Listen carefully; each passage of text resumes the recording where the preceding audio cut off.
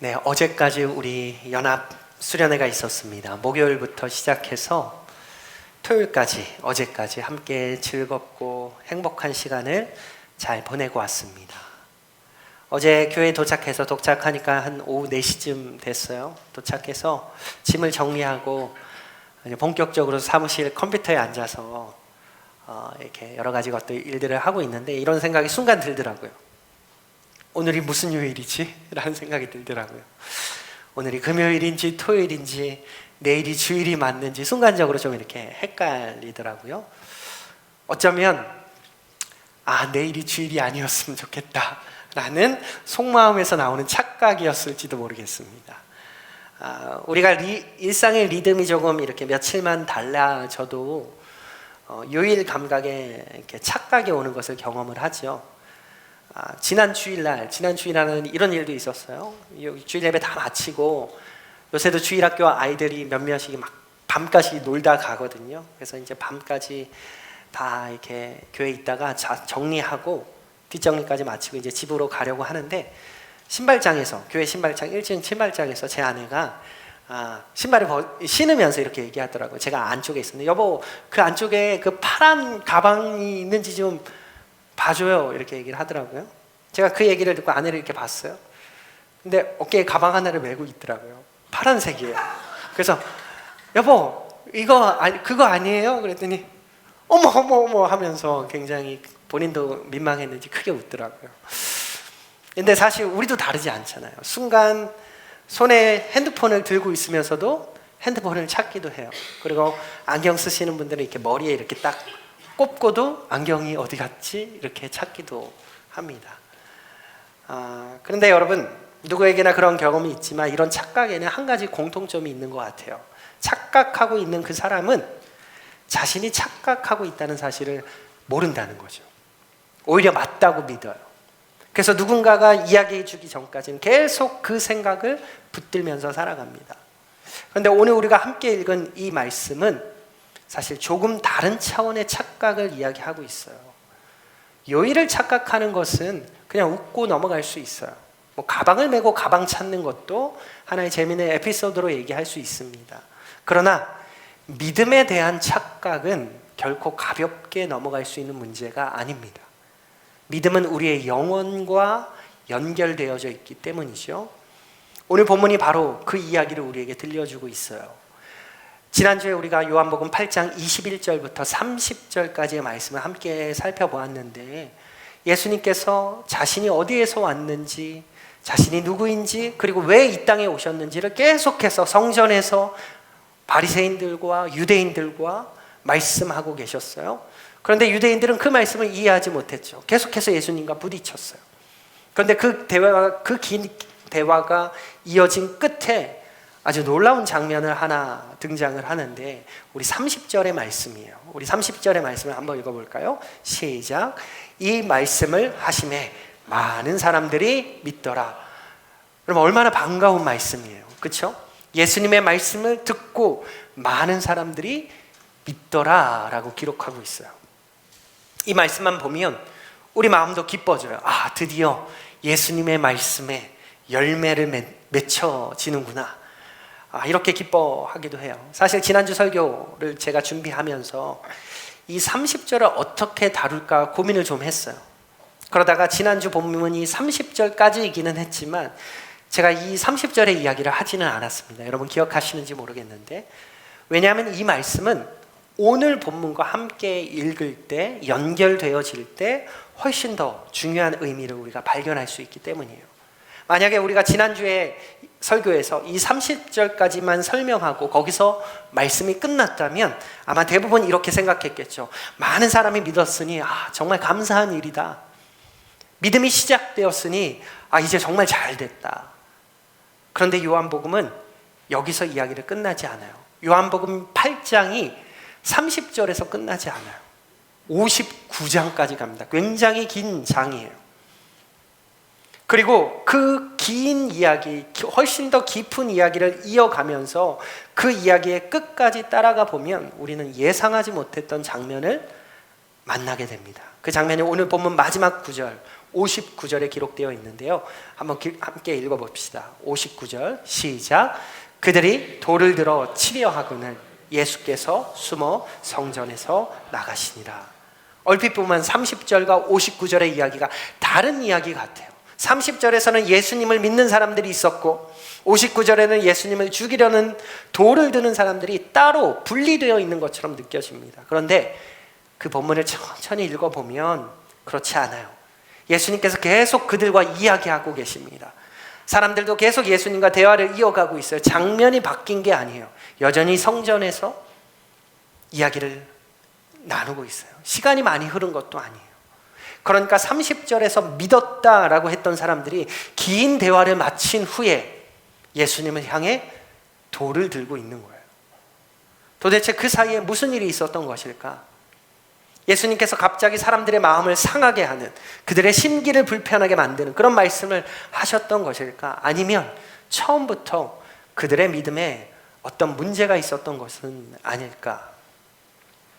오늘 본문의 유대인들은 자신들이 예수님의 말씀을 듣고 믿었다라고 생각했어요. 그런데 예수님께서는 거기서 말씀을 멈추지 않으세요. 30절에서 말씀을 멈추지 않으시고 계속 말씀하시고, 그 예수님의 말씀이 이어질수록 사람들의 마음 깊은 곳에 있던 것들이 하나씩 드러나기 시작합니다. 그들 자신도 미처 알지 못했던 모습을 만나게 됩니다. 저는 오늘 이 장면을 보면서 참 은혜라고 생각이 들었어요.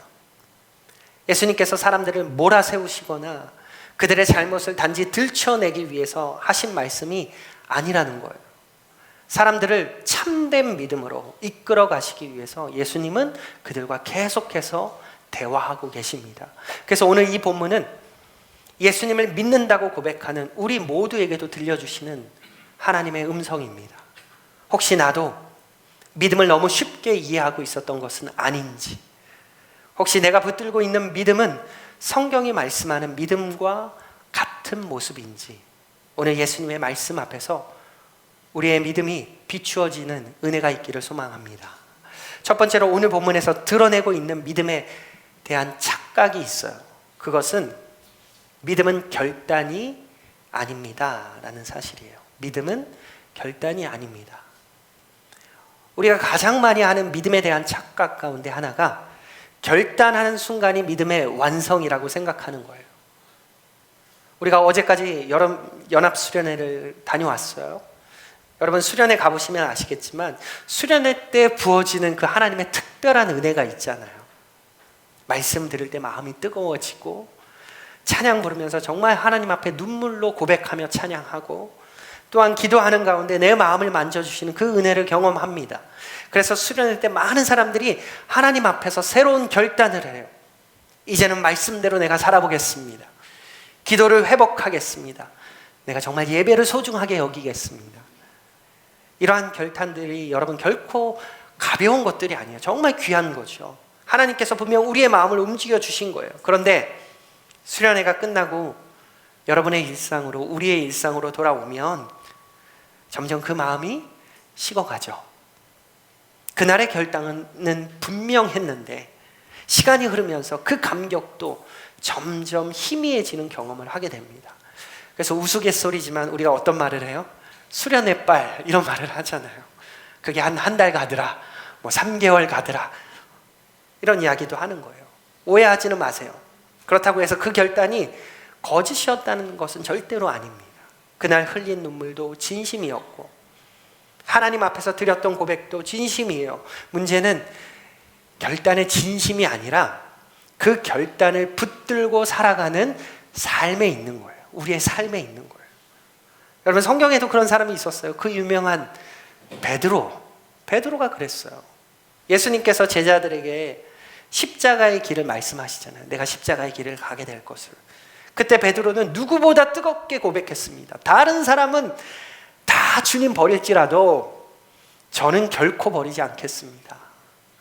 주와 함께 죽는 한이 있어도 저는 주님을 부인하지 않겠습니다. 이렇게 고백했던 사람이 베드로잖아요. 저는 베드로가 거짓말했다고 생각하지 않아요. 그 순간 베드로는 정말 진심이었어요. 정말 예수님을 사랑했고 끝까지 따라가고 싶어 했어요. 그런데 불과 몇 시간 뒤에 베드로는 사람들 앞에서 예수님을 모른다고 3번이나 부인을 합니다. 닭이 울고 나서야 베드로는 그 자신의 모습을 깨닫고 통곡하잖아요. 여러분, 베드로의 문제는 결단이 없었다는 데 있지 않아요. 그의 결단은 누구보다 뜨거웠어요. 그러나 그 결단만으로는 그 십자가의 밤을 견딜 수 없었던 거예요. 그의 믿음은 자기의 의지와 감정에 기대어 있었고, 그의 의지는 그 두려움 앞에서 너무나 쉽게 무너져 내렸던 것입니다. 저는 오늘 요한복음 본문을 묵상하면서 이런 베드로의 모습이 자연스럽게 떠올랐어요. 우리가 아까 읽었던 30절의 말씀은 참 아름다운 장면이었어요. 이 말씀을 하심에 많은 사람이 믿더라라고 고백했잖아요. 얼마나 감사한 일이에요. 예수님의 말씀을 듣고 많은 사람들이 믿었대요. 이 구절에서 여러분 이야기가 마쳤다면 모두 함께 기뻐했겠죠. 야, 드디어 사람들이 믿는구나. 그런데 예수님은 30절에서 말씀을 마치지 않으시고 31절에서 그 믿은 사람들을 향해서 다시 입을 여십니다. 뭐라고 하시는지 31절을 읽어볼까요? 시작.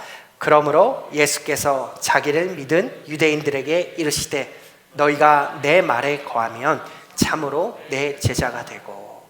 지금 예수님께서 자기를 믿은 유대인들에게 이르시되라고 말하고 있어요. 모든 사람에게, 아무 사람에게 말한 게 아니죠. 자기를 믿은 유대인들에게 이르시되 뭐라고 말씀하세요? 야, 잘했어, 잘 결정했어, 이렇게 말씀하시지 않고 예수님께서 보시는 그 믿음은 어느 하루의 감동, 하루의 결단에서 멈추지 않고 말씀을 듣고 마음이 뜨거워지는 그 순간도 너무 귀하지만 그 마음이 말씀 안에서 계속 살아 움직이는 삶으로 이어지기를 바라면서 말씀하고 계시는 거예요. 그래서 예수님은 그 믿은 사람들에게 가장 먼저 뭐라고 말씀하고 계세요? 너희가 내 말에 거하면 이라고 말씀하고 계세요. 여러분, 지금 예수님께서 사용하신 이 거하다라는 단어는 요한복음에서 아주 중요한 단어예요. 이 말은 잠시 머물렀다가 떠나는 것을 말하지 않아요. 어떤 장소를 한 번만 들리는 것을 말하지 않아요. 계속해서 머무는 거예요. 계속해서 떠나지 않고 그 안에서 살아가는 것입니다. 예수님께서는 믿음을 그렇게 지금 말씀하고 계시는 거예요. 말씀을 한 번 듣는 것으로 끝나는 것이 아니라 그 말씀 안에서 살아가라고 말씀하고 계시는 거예요. 말씀이 네 생각을 붙들고 네 선택을 이끌고 네 삶의 방향을 결정하도록 계속해서 머물라라고 말씀하고 계시는 거예요. 그래서 예수님께서는 내 말을 들으면 이라고 말씀하시지 않죠. 내 말을 기억하면 이라고 말씀하시지 않죠. 뭐라고 하셨어요? 내 말에 거하면 이라고 말씀하고 계세요. 이 한마디 속에 믿음의 모습이 담겨져 있는 거예요. 여러분, 결혼식을 떠올려 보세요. 결혼식 날 신랑과 신부가 많은 사람들 앞에서 서약을 하죠. 사랑의 약속을 합니다. 평생 함께 하겠다고 서약합니다. 그 서약은 중요해요. 그 서약 앞에서 서로 결단하고 부부가 되는 거죠. 그러나 부부의 삶은 결혼식장에서 끝나지 않습니다. 결혼식은 그날 하루이지만 부부의 삶은 그 다음 날부터 계속 이어지는 거예요. 매일 함께 살아가고 서로를 이해하고 사랑하며 살아갈 때 그 서약이 그 부부의 삶이 되어지는 거죠. 만약에 결혼식만은 성대하게 치르고 그 이후에는 함께 살아가지 않는다면 그 결혼은 본래의 의미를 잃게 되는 것입니다. 믿음도 마찬가지입니다. 예수님을 믿겠다고 결단한 그날 참 귀하죠. 그날이 있었기 때문에 오늘 우리가 있는 것이잖아요. 그러나 예수님께서는 그 하루만을 바라보시지 않습니다. 오늘도 말씀 안에 머물고 있는지를 바라보고 계십니다. 내가 여전히 주님의 말씀을 붙들고 살아가고 있는지를 주님은 보고 계시는 거예요. 그래서 믿음은 어느 한순간의 감동만으로 설명되는 게 아니에요. 매일의 삶 속에서 말씀이 나를 붙들고 있는지, 내가 그 말씀 안에 머물고 있는지, 거하고 있는지가 우리의 삶에서 드러나게 되는 것입니다. 우리가 이런 식으로 얘기하죠. 나는 7살에 예수님 믿었어요. 나는 수련회에서 결단하고 헌신했어요. 나는 침례도 받았고 직분도 받았어요. 물론 귀한 일이죠. 너무나 귀한 일이죠. 그러나 예수님께서는 오늘 우리에게 과거의 어느 한 장면을 물으시는 게 아니에요. 오늘 내 말이 너희 안에 거하고 있는지를 묻고 계십니다. 오늘도 말씀이 내 삶을 다스리고 있느냐고 말씀하고 계시는 것입니다. 이것이 예수님께서 그 믿는다고 하는 사람들에게 가장 먼저 하신 말씀이에요. 그 믿는 사람들에게 믿었으니 됐다, 이제 됐어 라고 하시는 게 아니라 계속해서 말씀하세요. 그들의 믿음이 더 깊어지기를 원하시고 말씀 안에 뿌리 내리는 제자가 되기를 예수님은 바라십니다. 오늘도 주님은 우리를 같은 자리로 부르고 계십니다. 말씀을 듣는 자리에서 한 걸음 더 나아가서 말씀 안에 거하는 자리로, 말씀 안에 살아가는 자리로 우리를 초청하시는 것입니다. 그래서 31절은 이렇게 끝이 나죠. 31절의 끝을 보면 참으로 내 제자가 되고 말씀 안에 거하는 사람은 예수님의 제자의 삶을 살아가게 되는 것입니다. 여러분 모두에게 한 번의 결단만이 아니라 말씀 안에 거하는, 그래서 말씀으로 살아가는 제자의 은혜가 있기를 축복합니다. 자, 다음으로 우리 본문에서 드러내고 있는 믿음에 대한 착각이 있습니다. 그것은 믿음은 지식이 아니다라는 거예요. 믿음은 지식이 아닙니다. 오늘 본문에서 그것을 보여주고 있어요.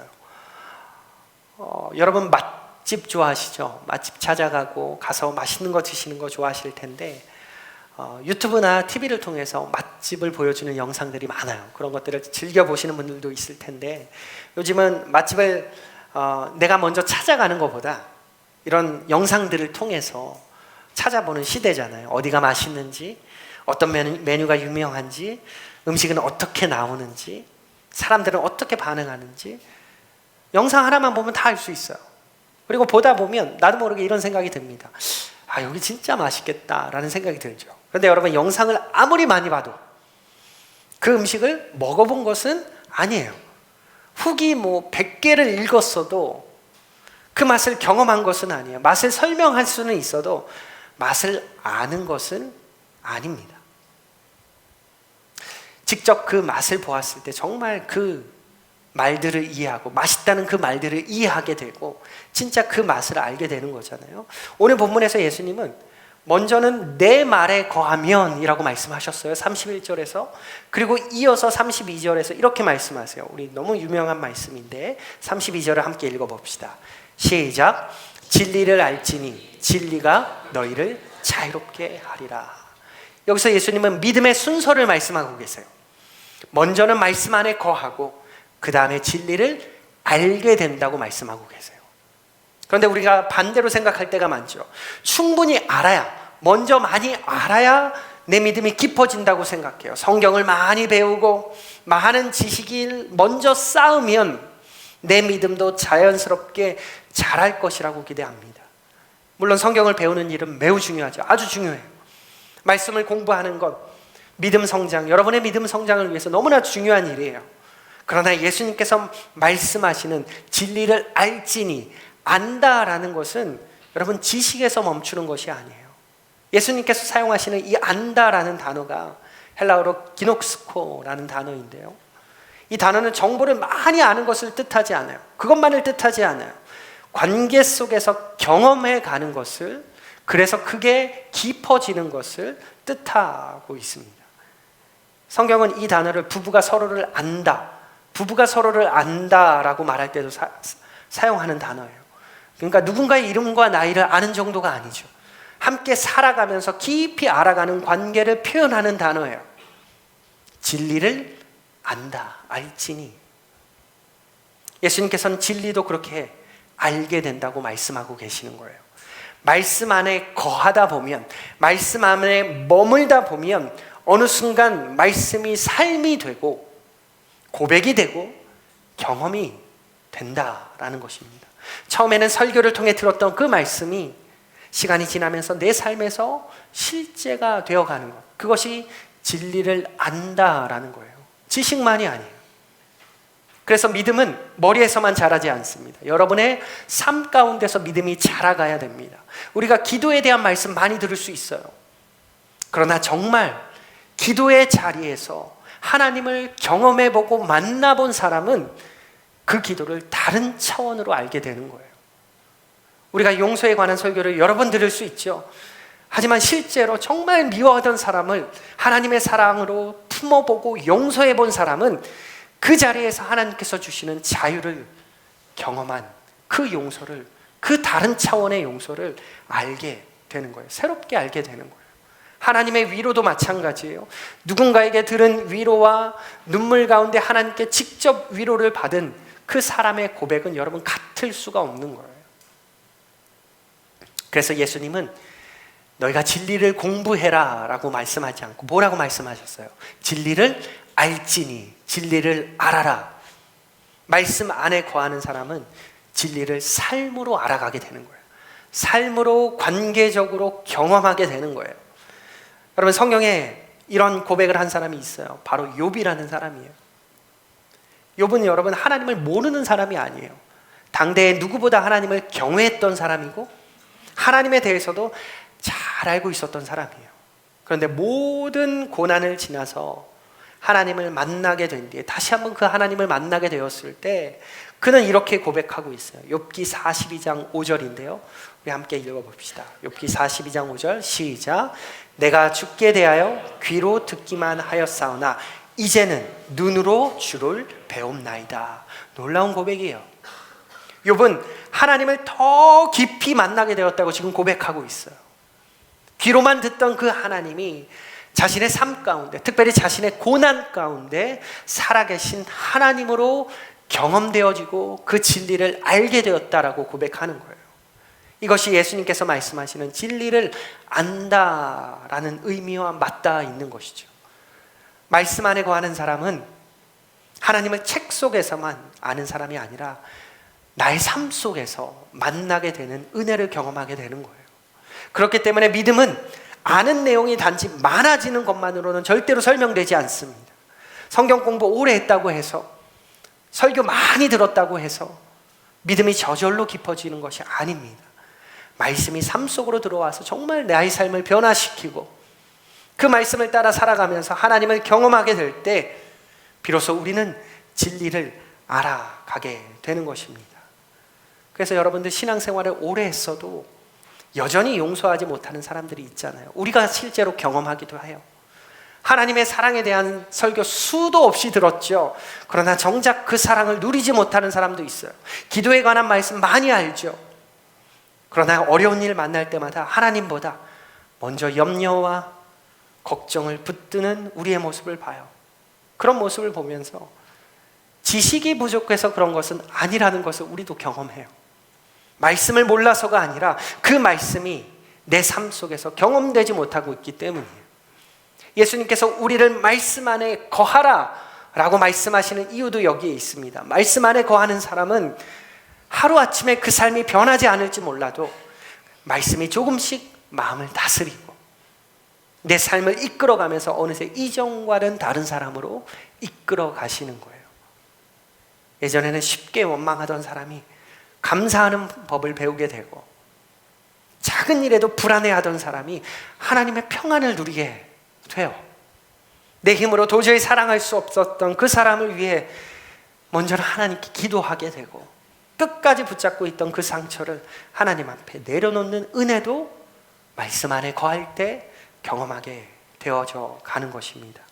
그 모든 변화는 책에서 배운 지식으로 만들어지는 것이 아니고 말씀 안에 머물면서 하나님께서 우리를 빚어가시는 그 과정 속에서 이루어져 가는 것을 믿습니다. 그래서 믿음은 시간이 흐를수록 여러분 더 깊어져 갑니다. 아는 것이 많아져서가 아니에요. 하나님과 함께 걸어온 시간들이 쌓여가기 때문이에요. 하나님의 경험의 시간들, 그 체험의 시간들이 쌓여져 가기 때문이죠. 제가 어떤 분들의 기도를 이렇게 들을 때, 함께 기도할 때 그런 생각이 들 때가 있어요. 그 기도가 화려하지 않아요. 뭐 신학적인 용어도 그렇게 많지 않아요.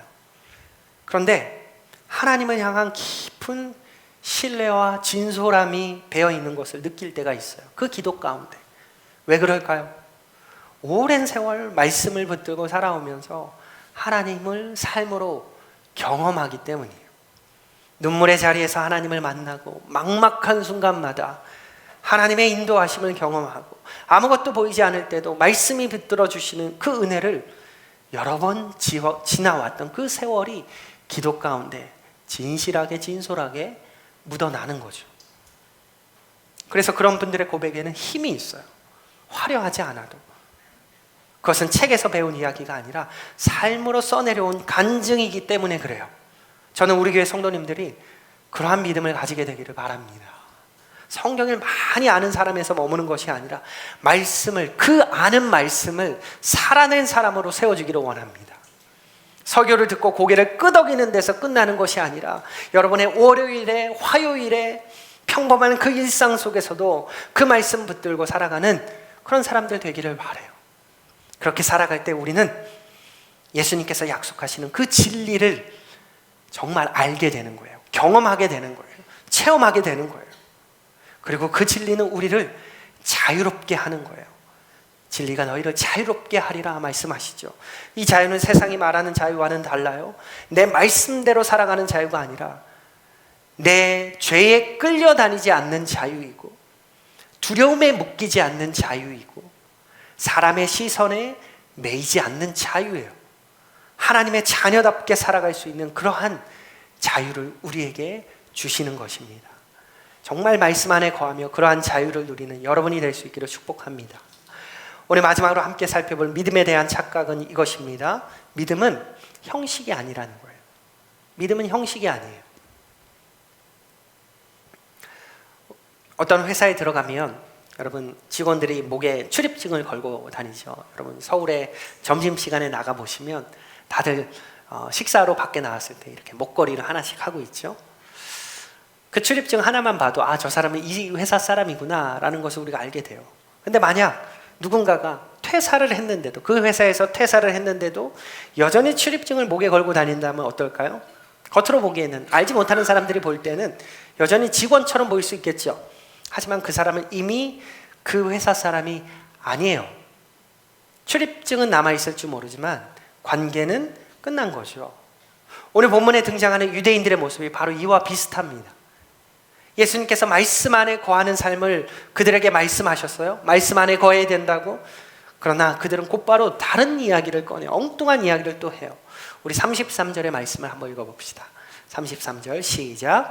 그들이 대답하되 우리가 아브라함의 자손이라 남의 종이 된 적이 없거늘 어찌하여 우리가 자유롭게 되리라 하느냐. 예수님께서 진리가 너희를 자유롭게 하리라라고 방금 말씀하셨어요. 32절에서. 그런데 유대인들은 예수님의 그 말씀을 듣고도 엉뚱한 곳에 마음이 머물러 있어요. 우리가 아브라함의 자손인데 우리가 왜 자유롭게, 남의 종이 된 적이 없는데 자유롭게 된다고 말씀하십니까? 그리고 그들은 자신의 혈통을 이야기하고 있어요. 자신들이 누구의 후손인지를 이야기해요. 자신들이 어떤 민족인지를 이야기하고 있어요. 그들에게는 그것이 믿음의 가장 큰 근거였어요. 우리는 아브라함의 자손이다. 우리는 하나님께 선택받은 백성이다. 그런데 여러분 가만히 보면 예수님께서는 혈통에 대해서 한마디도 말씀하시지 않았어요. 예수님께서는 진리와 자유를 말씀하고 계신데 이 사람들은 자신들의 신분만 붙들고 있어요. 그 혈통만 붙들고 있어요. 믿음을 이들은 형식으로 이해하고 있었기 때문이에요. 오늘날에도 우리는 비슷한 모습을 보일 때가 있죠. 그런 모습을 보이는 사람들을 만날 때도 있고요. 나는 모태신앙입니다. 우리 집안은 3대째 예수님을 믿는 집안입니다. 귀하죠. 너무 귀하죠. 저는 침례도 받았고요. 직분도 가졌습니다. 이 모든 것은 귀한 은혜예요. 감사한 일이죠. 그러나 그것이 믿음의 전부는 아니에요. 예수님께서는 유대인들의 혈통을 보지 않으셨어요. 그들의 삶을 보고 계세요. 그들의 마음을 보고 계세요. 그래서 곧바로 이렇게 말씀하십니다. 34절에 예수께서 대답하시되 진실로 진실로 너희에게 이르노니 죄를 범하는 자마다 죄의 종이다 라고 말씀하세요.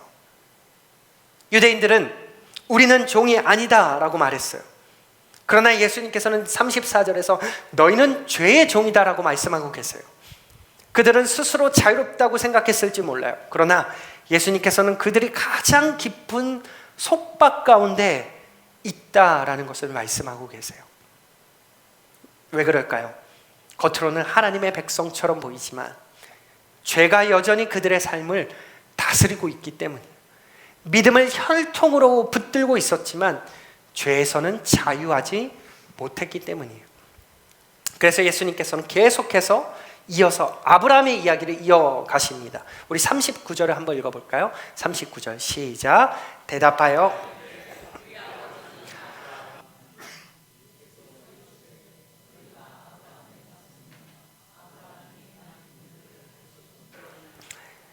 여러분, 지금 예수님께서 너희는 아브라함의 자손 아니야 이렇게 말씀하시는 거 아니에요. 아브라함의 후손이라는 사실은 인정하세요. 그러나 아브라함의 자녀라면 아브라함의 그 삶의 믿음의 모습이 너희 모습 가운데 나타나야 된다라는 것을 말씀하시는 거예요. 아브라함은 어때요? 하나님의 말씀을 믿었고 그 말씀을 따라 살아갔고 하나님께서 떠나라고 하시면 떠났고 약속을 기다리라고 하시면 기다렸던 사람이 아브라함이에요. 말씀이 그의 삶을 움직였어요. 그런데 지금 유대인들은 어떻습니까? 하나님의 아들이 눈앞에 서 계시는데도 불구하고 그 말씀을 받아들이지 못해요. 오히려 그 예수를 죽이려고 하죠. 그러니 예수님께서는 너희가 정말 아브라함의 자손이라면, 너희가 그 혈통이라면 아브라함처럼 살아야 되지 않겠느냐라고 말씀하시는 거예요. 그래서 우리는 믿음의 중요한 모습을 다시 한번 발견하게 됩니다. 믿음은 겉으로 가지고 있는 이름이나 형식만으로는 설명되는 게 아니에요. 하나님의 말씀이 내 삶을 어떻게 움직이고 있는가, 그 말씀이 내 걸음을 어디로 이끌고 있는가, 그것이 믿음을 보여주는 것입니다. 여러분, 이스라엘의 첫 번째 왕이었던 사울을 기억하시죠? 그는 하나님을 믿는 사람이었어요. 하나님의 기름 부음 받은 이스라엘의 초대 왕, 첫 번째 왕이었어요. 제사도 드렸고 그의 입술을 통해서 하나님도 고백해요.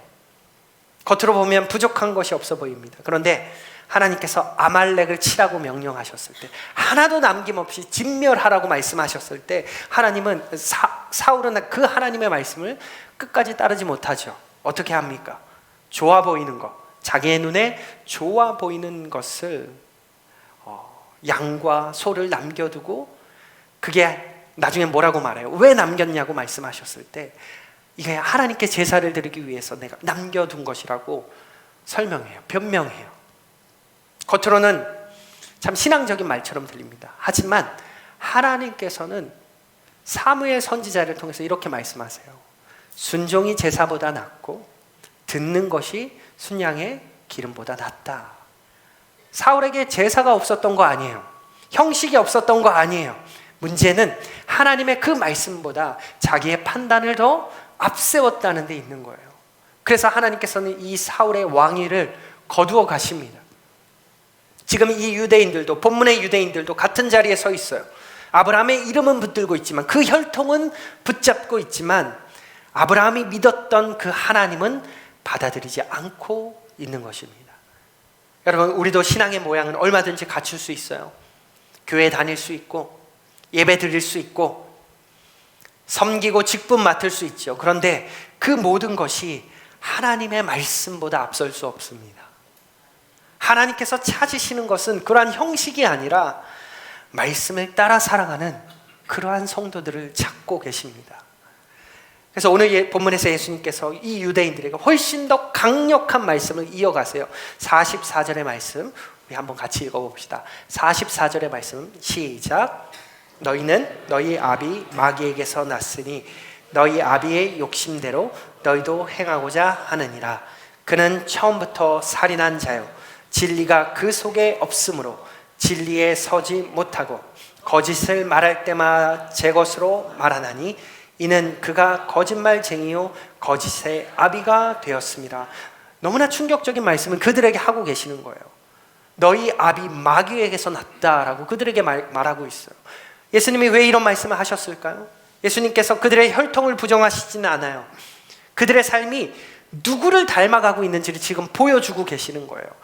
예수님께서 마귀에 대해서 뭐라고 설명하시죠? 마귀는 어떤 모습이라고 해요? 그는 처음부터 살인한 자요 진리가 그 속에 없으므로 진리에 서지 못하고 거짓말을 할 때마다 제 것으로 말한다라고 마귀를 설명하고 있으면서 그런데 지금 유대인들의 모습이 어떻습니까? 바로 이와 같다는 거예요. 예수님을 죽이려 하고 예수님의 말씀을 거절하고 진리이신 예수님 앞에 서 있으면서도 그 진리를 받아들이지 않는 모습이에요. 결국 그들의 삶이 누구를 닮아가고 있어요? 마귀를 닮아가고 있는 모습을 그들에게 강력하게 선포하고 계시는 거예요. 여러분, 사람은 믿음을 입으로 말할 수 있어요. 그러나 삶은 쉽게 속이지 못합니다. 내가 무엇을 가장 사랑하고 있는지, 무엇을 가장 붙들고 살아가는지, 무엇 앞에서 순종하고 무엇을 거절하고 있는지 결국 내 삶을 통해서, 여러분의 삶을 통해서 나타나는 것입니다. 그래서 예수님께서는 다시 말씀과 연결해서 47절에 이렇게 말씀하십니다. 47절 같이 읽어봅시다. 시작. 하나님께 속한 자는 하나님의 말씀을 듣나니 너희가 듣지 아니함은 하나님께 속하지 아니하였음이로다. 지금 예수님께서 하나님께 속한 자는 하나님의 말씀을 듣는다라고 말씀하시죠. 여기서 듣는다라는 거 여러분 귀로만 듣는다는 게 아니에요. 말씀을 받아들이고 그 말씀 앞에 자신을 내어드리고 그 말씀에 순종하는 삶을 의미합니다. 그래서 믿음은 아는 것이 점점 많아지는 것만으로 설명되지 않아요.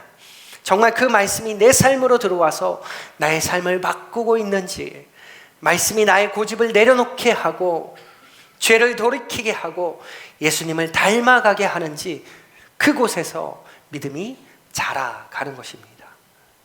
그리고 예수님께서는 이 긴 대화의 마지막 부분에서 다시 한번 처음의 말씀으로 우리를 이끌어 가세요. 51절의 말씀인데요. 51절의 말씀을 우리 함께 읽어보겠습니다. 시작. 진실로 진실로 너희에게 이르노니 사람이 내 말을 지키면 영원히 죽음을 보지 아니하리라. 이 말씀을 읽으면서 저는 앞선 절 31절의 말씀이 다시 떠올랐어요. 31절에서 뭐라고 말씀하셨었죠? 너희가 내 말에 거하면 이라고 말씀하셨어요. 그리고 51절에 이 대화의 마지막 51절의 마지막 말씀에서도 내 말을 지키면 이라고 말씀하세요. 처음도 말씀이었고 끝도 말씀이었어요. 예수님께서는 처음부터 끝까지 같은 믿음을 말씀하고 계셨던 것입니다. 말씀 안에 머물고 그 말씀을 붙들고 그 말씀을 따라 살아가는 사람, 그 사람이 참된 제자의 길을 걸어가는 사람인 것입니다. 여러분, 결혼한 부부가 대부분 결혼 반지를 끼고 살아가죠. 저도 결혼 반지를 거의 한 번도 빼지 않고 지금 10년 넘게 끼고 있는데요. 이 반지는 참 소중하죠. 서로를 향한 사랑의 약속을 기억하게 하는 반지이고 부부라는 사실을 보여주는 귀한 표징이기도 해요. 그런데 반지를 끼고 있다고 해서 반드시 좋은 부부가 되는 것은 아닙니다. 반지는 손가락에 끼고 있지만 대화가 끊어져 있을 수도 있어요. 반지는 그대로지만 함께 웃지도 않고 함께 울지도 않고 서로를 향한 사랑이 메말라 갈 수도 있습니다. 신앙도 비슷합니다. 여러분, 교회에 오래 다니고 있다는 사실 귀하죠. 침례를 받은 것도 귀하고 여러분이 직분 맡고 섬기고 있는 것도 귀해요. 하지만 그 모든 것이 여러분 말씀보다 앞설 수 없습니다. 예수님께서는 오늘도 우리의 겉모습보다 우리의 마음을 바라보고 계세요. 오늘도 말씀 앞에 여러분이 귀를 기울이고 있는지, 오늘도 말씀을 따라 살아가려고 애쓰고 있는지, 그 말씀을 붙들고 순종하며 살아가는지를 우리 주님께서 바라보고 계십니다. 그래서 믿음은 형식만으로 완성되지 않아요. 예수님과 살아가는 그 관계 속에서 그분의 말씀이 날마다 우리의 삶을 이끌어갈 때 비로소 그 믿음은 생명을 가진 믿음으로 자라가게 되는 것입니다. 오늘 우리도 주님께서 들려주는 말씀 앞에 우리의 여러분 마음을 활짝 열었으면 좋겠어요. 신앙의 모양만 붙드는 그러한 사람이 아니라 정말 하나님께서 들려주시는 그 말씀 사랑하고 그 말씀 안에 거하기 위해서 애쓰고 그 말씀을 지켜 살아가는 주님의 제자로 살아가는 은혜가 우리 모두에게 있어야 하는 것입니다. 여러분, 오늘 우리 요한복음 8장 30절에서 말씀 본문이 시작됐죠. 어떻게 시작됐죠? 이 말씀을 하심에 많은 사람이 믿더라 시작했어요. 예수님의 말씀을 듣고 많은 사람이 믿었어요. 정말 기쁘고 반가운 말씀이에요. 그런데 그 믿음의 이야기를 끝까지 따라가다 보니까 그 마지막은 전혀 예상하지 못했던 장면을 우리가 만났어요. 그들이 돌을 들어 치려 하거늘. 8장의 마지막 59절에 그들이 돌을 들어 예수님을 치려고 합니다. 예수님의 이 모든 말씀을 듣고 나서 대화를 마치고 난 후에 그들의 반응이에요. 처음에는 믿었다고 했던 사람들이 마지막에는 예수님을 거절하는 자리에 서 있게 된 것입니다. 왜 이런 일이 일어났습니까? 오늘 예수님께서는 그 이유를, 그 믿음에 대한 착각을 우리에게 하나씩 보여주셨어요. 믿음은 여러분 어느 한순간의 결단이 아니에요. 그것으로 끝나는 것이 아니에요. 그것으로 완성되는 게 아니에요. 말씀 안에 계속해서 거하는 삶으로 이어져야 합니다. 그리고 믿음은 예수님에 대해 많이 아는 그 지식만으로 완성되는 것이 아닙니다. 그 진리를 알아가는 것, 경험하는 것, 그 진리가 삶을 변화시키는 자리까지 나아가야 하는 것입니다. 그리고 그 믿음은 신앙의 형식을 갖추는 것으로 충분한 것이 아니었음을 우리가 봤어요. 말씀을 사랑하고 그 말씀을 따라 살아가는 관계가 있어야 합니다. 결국 문제는 믿음이 시작되었다는 데 있지 않고 그 믿음이 어디를 향해 오늘도 가고 있는지를 중요하게 보는 것입니다. 여러분, 오늘 이 말씀은 여러분들을 책망하고 두렵게 하려고 우리에게 주시는 말씀이 아니에요. 예수님께서는 사람들을 끊어버리시기 위해서 이 말씀을 본문에서 하고 계신 것이 아니에요. 참된 믿음으로 이끌어가기 위해서, 믿음의 오해와 믿음의 착각을 버리고 참된 믿음으로 이끌어가시기 위해서 끝까지 계속해서 59절까지 길게 말씀하고 계십니다. 30절에서 믿었다고 말한 사람들에게도 계속 말씀하셨고 그들의 마음을 비추어 주셨고 그들의 착각을 깨뜨리시고 참된 제자의 길로 초청하고 계시는 거예요. 오늘도 주님은 우리에게 같은 은혜를 베푸십니다. 혹시 우리 안에도 믿음에 대한 착각이 있다면 말씀으로 깨뜨려 주시고 말씀 안에 거하며 진리를 경험하고 말씀을 따라가는 참된 믿음으로 우리를 이끌어 주시는 줄 믿습니다. 30절에서 믿었다고 했던 사람들이 59절에서 돌을 들었어요. 그러나 우리는 돌을 드는 사람이 아니라 끝까지 예수님의 그 말씀 안에 거하는 제자로 살아가기를 원합니다. 오늘 말씀을 통해 믿음에 대한 우리의 모든 착각은 벗어버리고 예수님께서 기뻐하시는 참된 믿음을 더욱 굳게 붙들며 살아가는 저와 여러분 되기를 주님의 이름으로 축복하고 소망합니다.